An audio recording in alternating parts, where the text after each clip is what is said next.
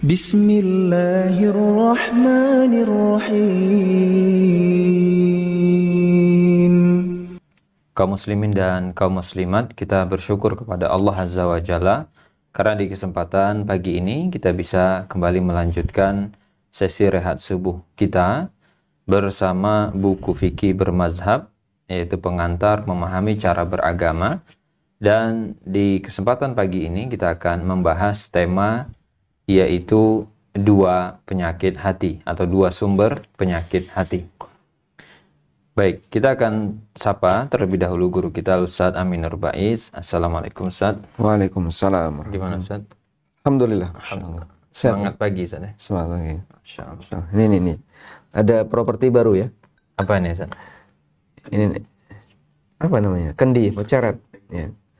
Jadi ini kita menjaga budaya.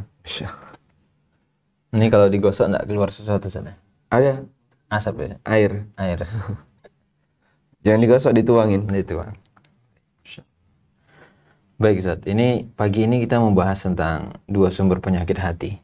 Nah, kalau dikaitkan, biasanya kan kalau nulis sesuatu itu kan mesti ada kaitan dengan bab sebelumnya Ustaz ya. Ini kita sebelum-sebelumnya membahas tentang mazhab dan seterusnya. Kenapa ujungnya ada hati ini Ustaz? Ini kaitannya apa Ustaz dengan pembahasan sebelum? Ya. Alhamdulillah wassalatu wassalamu ala Rasulillah wa ala alihi wa sahbihi wa muwala. Jadi seperti yang kita pahami, baik buruknya manusia itu tergantung dari hatinya.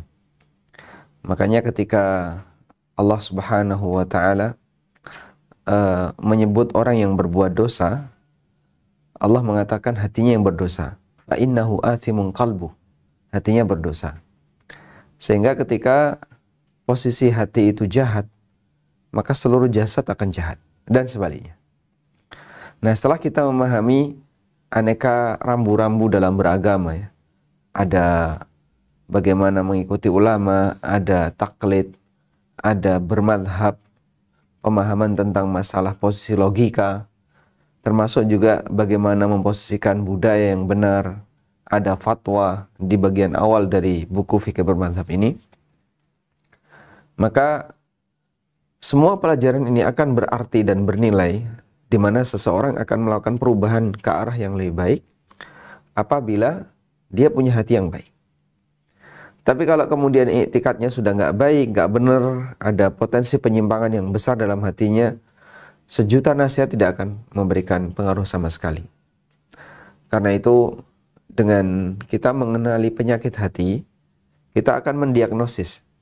Sebenarnya orang ini kenapa tidak berubah? Itu masalahnya ada di mana? Penyakitnya kenapa?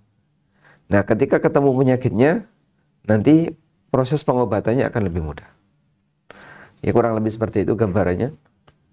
Sehingga ini kita taruh di bagian akhir sebagai nasihat bagi saya pribadi dan jamaah sekalian, bahwa yang namanya penjelasan agama yang sudah sampai ke kita akan memberikan pengaruh jika hati kita mau menerima.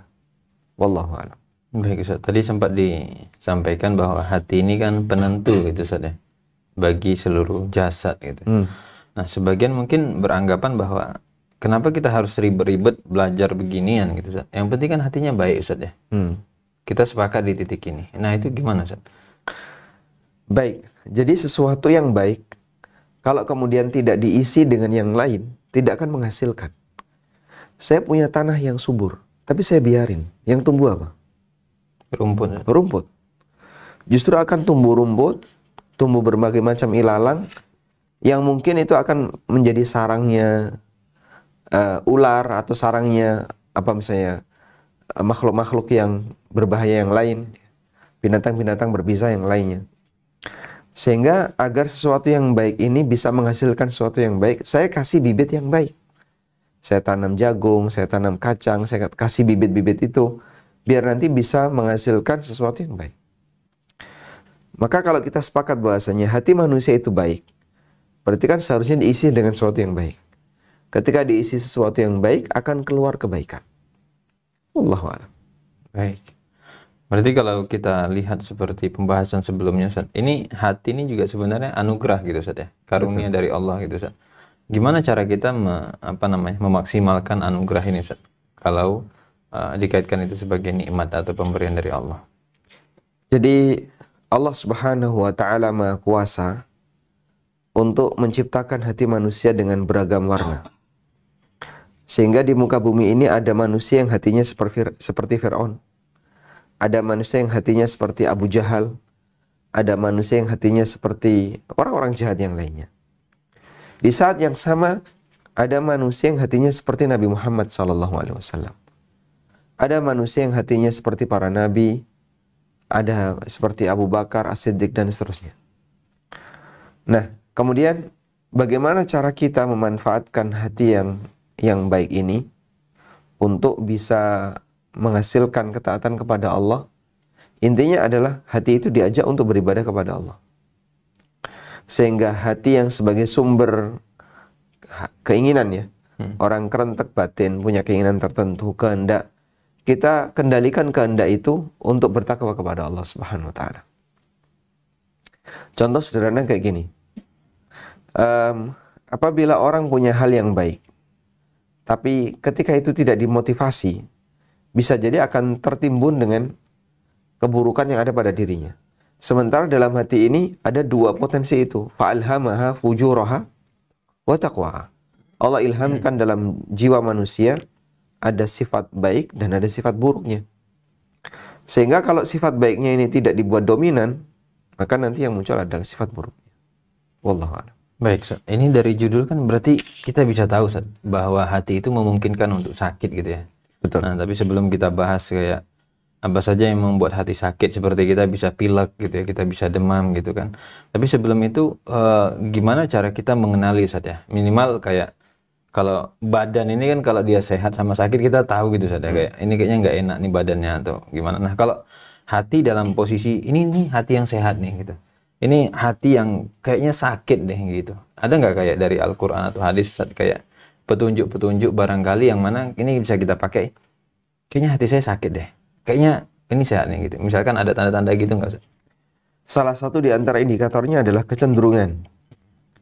Orang yang sakit itu cenderungnya adalah dia tidak doyan dengan nutrisi. Kemudian apalagi kalau sakit, malas ya, dan seterusnya. Sehingga kita juga bisa lihat posisi hati itu ketika sakit kurang lebih seperti itu. Kita kalau sakit makan apapun terasa pahit ya. Hati juga sama, ketika sakit dia dikasih tausiah, disuruh untuk belajar, ngaji dan seterusnya, terasa nggak enak, nolak dia. Kemudian orang kalau sakit cenderung malas. Maka hati yang sakit cenderung tidak ada keinginan untuk berbuat taat. Dia lebih cenderung untuk malas dan seterusnya. Lalu ketika hati itu sakit, ketika badan itu sakit, kadang cenderung untuk melakukan hal yang negatif, yang berbahaya. Misalnya, pengennya apa ketika sakit? Pengennya mukul badannya sendiri. Atau ada orang yang ketika sakit pengennya mengkonsumsi sesuatu yang menurut dia enak. Misalnya, saya kalau nggak makan ini, saya nggak doyan. Padahal itu berbahaya. Misalnya anak kecil ya, ketika sakit batuk dan dia suka kerupuk, milihnya kerupuk terus. Dikasih yang lain nggak mau, pengennya kerupuk terus. Padahal bagi pertimbangan orang tuanya mungkin bisa jadi ini justru akan memperparah batuknya. Maka orang tua mengarahkan makan yang bermanfaat, tapi dia nggak mau. Demikian pula hati yang sakit punya kecenderungan untuk berbuat maksiat. Karena itu Allah Subhanahu wa taala memberikan komentar ketika orang-orang musyrikin, kenapa mereka menolak kebenaran? Apabila dibacakan kepada mereka, qalu asatirul awwalin, dibacakan Al-Qur'an kepada mereka, mereka mengatakan, ini adalah asatirul awwalin. Ini dongeng orang masa silam. Coba bayangin, Al-Qur'an dianggap dongeng. Lalu Allah Subhanahu wa taala mengatakan, kalla bal rana ala qulubihim ma kanu yaksibun. Enggak demikian. Sebabnya adalah ada ran dalam hati mereka. Ma kanu yaksibun disebabkan karena perbuatan maksiat yang telah mereka kerjakan. Jadi Allah Subhanahu wa taala memberikan komentar, kenapa kok orang ini tidak mau menerima kebenaran Al-Qur'an? Karena hatinya yang rusak. Hatinya yang sakit. Sehingga kecenderungan mereka untuk menolak kebenaran, kecenderungan mereka untuk berbuat maksiat itu berangkat dari kondisi batin yang sakit. Allah. Baik, Ustaz.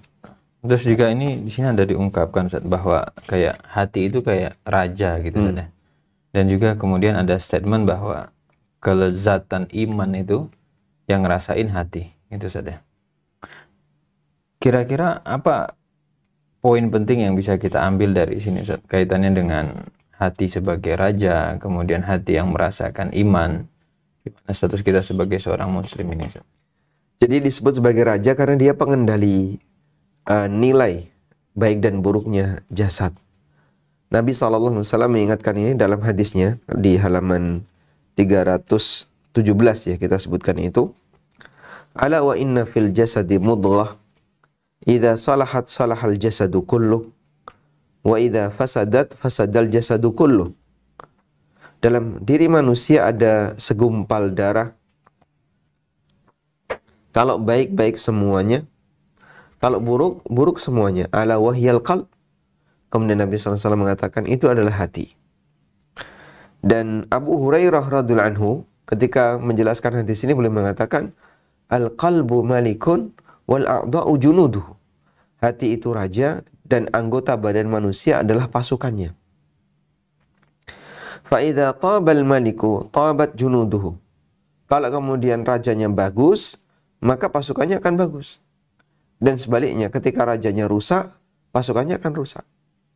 Jadi dia sebagai pengendali dari baik dan buruknya badan. Kita sepakat itu dengan menyebut hati sebagai raja. Baik. Lalu apa hubungannya hati itu yang merasakan iman? Jadi kita akan lihat gini ya. Kalau kita mendengarkan tausiah, mendengarkan Al-Quran, dibacakan, mendengarkan ceramah agama, kemudian di situ ada kalimat-kalimat yang kita suka. Sebenarnya yang merasakan kenikmatan pada saat kita mendengarkan tausiah tadi, yang merasakan apa? Mata, indera penciuman, indera perasa, indera peraba, atau indera pendengaran? Hati, Ustaz. Tidak semua itu. Tapi yang merasakan adalah hati. Sehingga ini bukan kenikmatan fisik sebagaimana air atau sebagaimana makanan yang dirasakan oleh indera fisik. Maka tausiah bisa dirasakan ini bagus, menenangkan saya, menyenangkan bagi saya. Karena yang merasakan batin. Nah, bagian ini yang dilupakan oleh non-muslim. Sehingga mereka ukurannya bahwa sesuatu itu dianggap menyenangkan apabila ukurannya adalah ukuran materi. Enak didengar, enak dipandang, enak dirasa, enak dicium. Hanya itu saja. Enak diraba. Tapi dia tidak pernah merasakan nyaman bagi hati. Mendapatkan ketenangan. Sehingga ketika mereka melihat kaum muslimin sholat misalnya, mereka bertanya-tanya, apa keuntungan yang bisa kalian dapatkan dari sholat? Lalu kaum muslimin memberikan jawaban, kalau dari sisi materi, kita memang tidak dapat apa-apa. Tapi coba lihat, apa yang hilang pada waktu kita sholat? Loh kok bisa kok malah yang hilang? Yang hilang dari kami ketika kami sholat adalah kesedihan, kebingungan, kegundahan, keresahan, stres, dan seterusnya. Kemudian sifat individualisme, sifat malas. Jadi karakter-karakter seperti itu berkurang pada saat orang melakukan ibadah kepada Allah. Jangan diukur dari seberapa materi yang kau dapat. Tapi ibadah ini bisa membersihkan hati yang dimiliki oleh manusia yang di situ ada kotorannya. Sehingga dengan sholat dia semakin satu demi satu membersihkan kondisi batin yang bermasalah. Dengan ibadah yang lain juga demikian. Kurang lebih seperti itu. Jadi hati ini yang memberikan rasa untuk hal yang tidak bisa dirasakan oleh indera. Makanya jamaah yang ketika dia hadir di majelis ilmu dan kemudian di situ syarat dengan penjelasan, dia akan bisa merasakan ketenangan. Seolah-olah imannya itu lagi naik. Yazid, imannya bertambah. Begitu dia mendengarkan kalimat-kalimat yang indah, hatinya merasa tenang. Dan dalam posisi ini hati yang bisa merasakan. Nah, ini kami tunjukkan dalam hadis Nabi SAW bersabda, "Thalathun man kunna fihi wajada halawatal iman."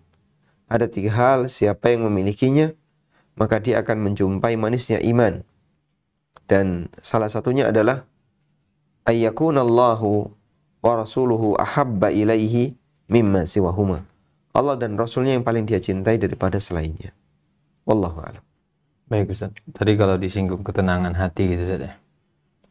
Sebelum kita bahas ke sumber penyakitnya, sebenarnya ada berapa Ustaz sumber ketenangan hati? Karena kan tadi Ustaz sebut sholat itu sumber ketenangan hati, majelis ilmu sumber ketenangan hati. Bisa nggak Ustaz ditambah yang lain? Misalkan ada orang yang saya mungkin cari ketenangan hati saya dengan rekreasi, jalan-jalan, itu kan menenangkan hati. Jiwa kan batin nih, bicara batin Ustaz. Ada yang mungkin ya dengan mendengarkan nyanyian-nyanyian dia ngerasa hatinya jadi tenang gitu. Itu gimana Ustaz? Maksudnya kaitannya dengan ada berapa sumber ketenangan hati atau sumber ketenangan hati yang terbaik itu kira-kira yang seperti apa Ustaz? Baik. Seperti yang tadi kita buat klasifikasi ya. Jadi ada hati sehat, ada hati yang sakit.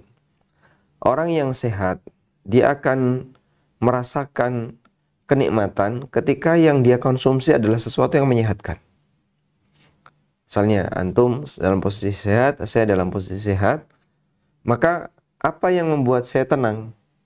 Apa yang membuat saya senang? Seleranya apa? Saya makan makanan yang sehat. Misalnya saya suka soto, saya makan soto. Ustadz suka sate, makan sate. Jadi saat sehat kita akan makan makanan yang sehat. Kalau sakit, yang dicari sakit. Yang menenangkan dia adalah penyakit. Sehingga orang yang sakit, kalau nggak mengkonsumsi ini, dia nggak bisa nyaman. Seperti orang sakit dalam posisi sakau, ya, karena dia kecanduan apa misalnya narkoba. Saat dia sakau kecanduan narkoba, yang buat dia tenang apa? Narkoba. Dia dikasih soto nggak mau, kasih sate nggak mau, apalagi Siti, nggak mau. Jadi saat dia dikasih makanan-makanan yang lezat, dia nggak mau. Udah, kamu pinginnya makan apa yang paling lezat menurut kamu? Oh, saya pingin pizza misalnya, kasih pizza, nggak mau. Ketika lagi sakau dia nggak mau itu. Yang dia cari narkoba.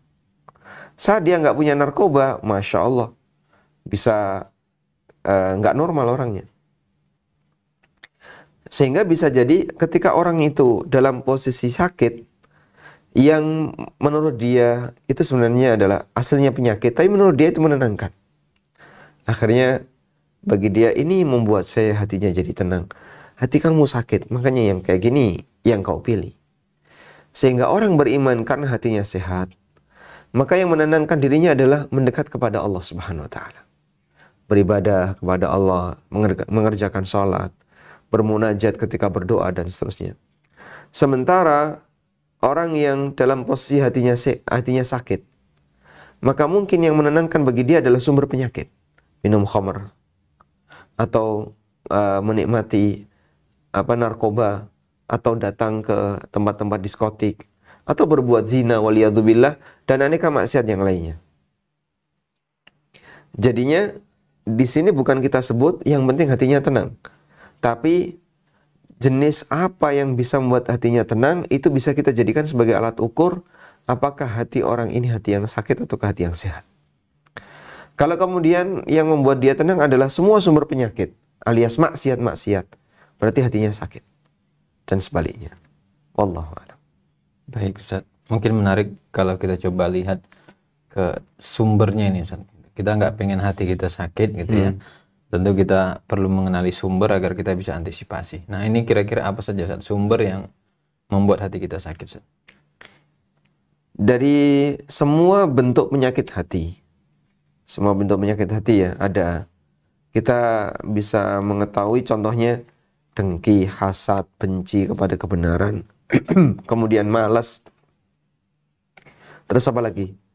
Kecenderungan untuk berbuat maksiat dan seterusnya. Maka bisa kita klasifikasi jadi 2. Yang pertama disebut dengan penyakit syubhat. Yang kedua disebut dengan penyakit syahwat. Itu dua penyakit hati.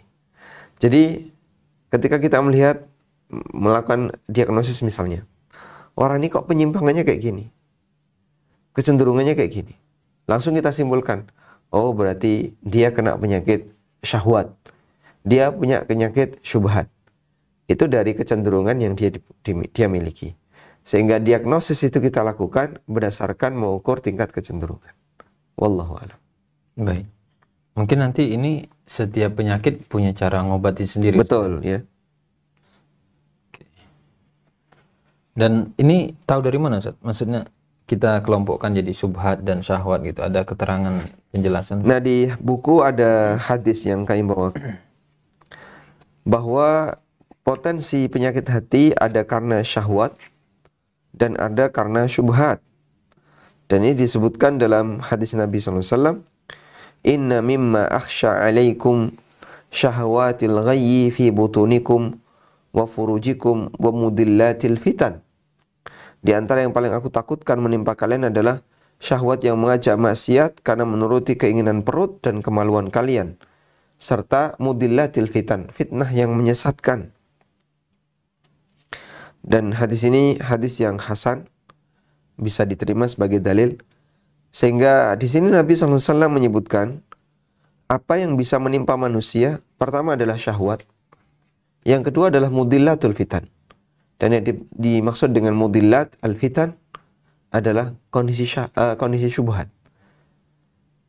Syahwat itu menyebabkan manusia jadi punya keinginan untuk berbuat maksiat dalam rangka menyenangkan fisiknya, indranya. Misalnya makan makanan haram, kemudian berbuat zina, dan seluruh turunannya. Sehingga keberadaan syahwat menyebabkan orang cenderung berbuat maksiat. Kalau syubhat menyebabkan orang jadi tidak tahu mana yang benar, mana yang batil. Akhirnya dia campur adukkan, kadang kebenaran dianggap kebatilan dan sebaliknya kebatilan dianggap kebenaran. Nah, karena itu dari hal ini maka pembersihannya adalah ketika manusia mau memiliki hati yang sehat, di dua penyakit ini kita serang. Syahwat kita bersihkan, demikian pula syubhat. Dan caranya ada sendiri-sendiri. Nah, kemudian di sini saya bawakan keterangan yang disampaikan oleh Ibnu Qayyim. Dakhalan nasun nara min thalathati abwab. Manusia masuk neraka melalui 3 pintu. Pertama, babu syubhatin awrasat syakkan fi dinillah. Pertama adalah pintu syubhat. Karena ini bisa menyebabkan orang jadi ragu. Ragu dalam beragama kepada Allah. Ragu dengan kebenaran agama Allah. Satu. Yang kedua, wa babu syahwatin awrasat taqdimal hawa ala ta'atihi wa mardatihi. Yang ketiga adalah pintu syahwat. Ini bisa menyebabkan dia lebih mendahulukan hawa nafsu daripada ketaatan kepada Allah. Yang ketiga adalah babu ghadabin awrasat al-udwan ala khalqi. Pintu permusuhan, karena ini yang bisa menyebabkan orang jadi bermusuhan antara satu dengan yang lain. Nah, ini kurang lebih gambaran yang diberikan oleh Ibnu Qayyim rahimahullah. Lalu bagaimana cara kita mengidentifikasi syahwat? Nah, di sini saya sebutkan penyakit syahwat sebenarnya cuma 2. Syahwat perut dan syahwat di bawah perut. Sehingga kenapa orang memperjuangkan yang haram? Karena masalah perut. Kenapa orang melakukan penyimpangan dalam masalah kehormatan? Karena syahwat di bawah perut. Maka Nabi SAW, maka Allah Subhanahu Wa Taala ingatkan, jangan dekati jalan zina. Karena jalan zina ini, kalau kemudian didekati, orang akan susah untuk keluar. Dan itu syahwat di bawah perut. Baik zina mata, zina telinga, tangan, maupun yang lainnya. Karena itu, Allah Subhanahu Wa Taala berfirman, وَلَا تَقْرَبُوا الزِّنَا إِنَّهُ كَانَ فَاحِشَةً وَسَاءَ سَبِيلًا. Jangan dekati zina, sesungguhnya zina itu adalah fahisyah, tindakan dosa besar, dan wasa'a sabila, dan jalan yang buruk, karena orang kalau sudah masuk susah untuk keluar.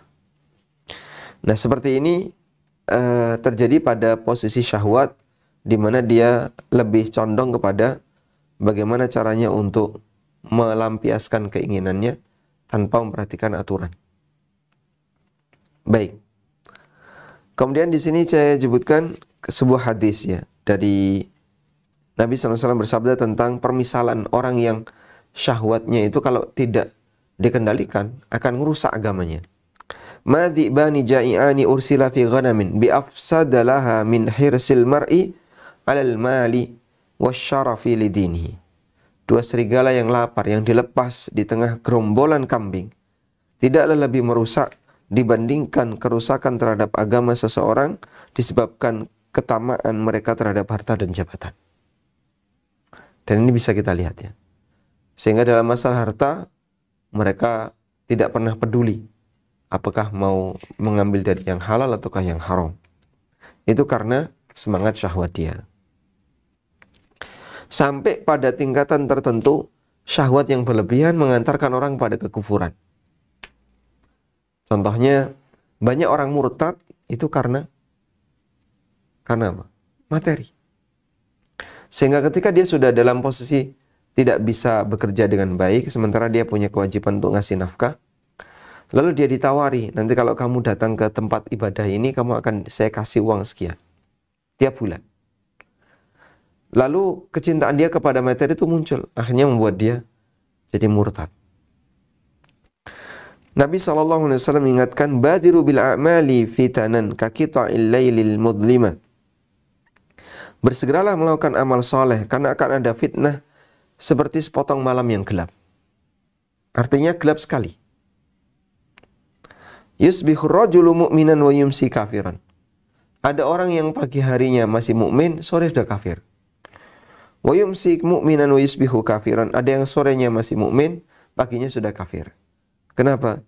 Yabi'u dinahu bi'aradi minad dunya. Dia jual agamanya untuk mendapatkan keuntungan duniawi. Masya Allah. Hanya dengan itu sampai terjadi perubahan dari bagaimana agama yang dia miliki. Gara-gara mengikuti syahwat. Kemudian syubhat. Syubhat secara bahasa artinya adalah bercampur. Al-iltibas. Sehingga tidak bisa dipisahkan antara mana yang benar, mana yang salah. Kata Ibnu Qayyim rahimahullah, beliau menyebutkan definisi syubhat. Waridun yaruddu 'alal qalbi yahulu bainahu wa baina inkishafil haq. Syubhat itu ketika menyerang hati akan menghalangi dan menutupi pemiliknya dari kebenaran. Sehingga ketika dia mendengarkan kebatilan dia terima. Mendengarkan aneka penyimpangan dia terima. Tapi giliran mendengarkan kebenaran tidak mereka terima. Wallahu a'lam. Baik, Ustaz. Kalau boleh disimpulkan, Ustaz, dari dua ini ya, ini kan sama-sama penyakit dan kita tahu sama-sama bahaya gitu ya, Ustaz. Tidak bagus. Yang paling kronis atau yang paling bahaya yang mana, Ustaz? Jadi kalau yang kita bilang kayak yang ini agak lebih mending lah gitu ya ketimbang yang satunya. Atau emang ini nggak ada yang mending sih gitu, sama-sama bahaya gitu. Atau gimana, Ustaz, antara syubhat sama syahwat ini? Kalau ditanya ya, kalau melihat sama-sama maksiatnya, ini sama-sama bahaya. Sebab ini kan sumber. Kalau sumber kita sebut sama-sama bahaya. Tapi mana yang lebih berbahaya? Pertama ataukah kedua? Coba kita lihat ya. Nabi Adam alaihissalam dikeluarkan oleh Allah dari surga. Sebabnya apa? Syahwat. Karena dia dilarang untuk mengkonsumsi buah-buahan tertentu, tapi Adam tetap nekat untuk mengambilnya. Dengan pertimbangan karena beliau punya syahwat. Sampai akhirnya Allah Subhanahu wa taala keluarkan dia dari surga. Sehingga penyakit manusia yang pertama kali yang menyebabkan dia berbuat maksiat adalah syahwat. Sedangkan syubhat muncul belakangan, yaitu ketika perbuatan kesyirikan muncul. Tapi dilihat dari potensi manusia untuk bertobat, syahwat lebih mungkin untuk bertobat. Sedangkan syubhat susah untuk bertobat. Di sini saya bawakan keterangan Sufyan Ats-Tsauri di halaman 324. Al-bid'atu ahabbu ila iblisa minal maksiyah. Bid'ah itu lebih disukai iblis daripada maksiat. Wal maksiyatu yutabu minha wal bid'atu la yutabu minha. Orang berbuat maksiat mungkin untuk bertobat. Minum khamar misalnya diingatkan. Sampai akhirnya dia merasa yakin khamar itu haram, kemudian dia tinggalkan. Karena dalam posisi dia melakukan perbuatan maksiat, dia ketika diingatkan akan bisa lebih menerima. Sedangkan bid'ah la yutabu minha artinya peluang tobatnya kecil. Karena orang yang berbuat bid'ah terkadang dia akan mempertahankan bid'ahnya itu karena menurut dia ini benar. Jadinya kebalik-balik, yang salah dianggap benar, yang benar dianggap salah. Wallahu a'lam. Baik Ustaz, ini mungkin kita sudah tahu sumbernya. Sekarang gimana cara membatinya Ustaz? Kalau udah kadung kena syubhat atau kadung kena syahwat itu kan mungkin penangannya berbeda gitu Ustaz. Ini apa solusi atau obat yang kita bisa tawarkan Ustaz? Kalau syahwat semua orang memiliki ya. Cuman ada yang dibiarkan liar, ada yang dikendalikan dengan baik. Sehingga kita tetap akan berbuat maksiat. Sebagai konsekuensi dalam diri kita ada syahwat.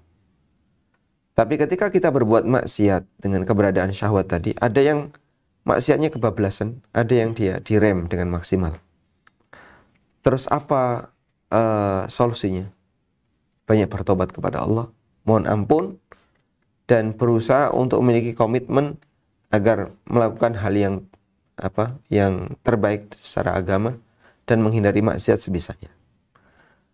Sehingga dengan demikian kita berharap bahwa dengan keberadaan penyakit syahwat yang ada pada diri kita itu tidak kemudian sampai menyebabkan terlalu jauh pelanggarannya. Wallahu a'lam. Baik Ustaz. Sedangkan kalau syubhat, maka cara penyelesaiannya adalah dengan diskusi bersama orang-orang yang benar. Misalnya begini, saya kok punya pemikiran yang aneh, coba saya diskusikan dengan ustadz. Nah itu boleh. Dengan demikian dia nanti akan mendapatkan pencerahan. Kenapa sih ada yang bilang kayak gini? Terus dijelaskan oleh ustadz, ada pencerahan. Dengan demikian ketika ada kalimat-kalimat yang negatif yang dia dengar, dan itu isinya pembelaan kepada perbuatan maksiat, lalu dia ragu dan dia tanyakan ke seorang ustadz, maka insya Allah apa yang dia lakukan ini akan bisa menghilangkan syubhat pada dirinya. Wallahu a'lam. Baik.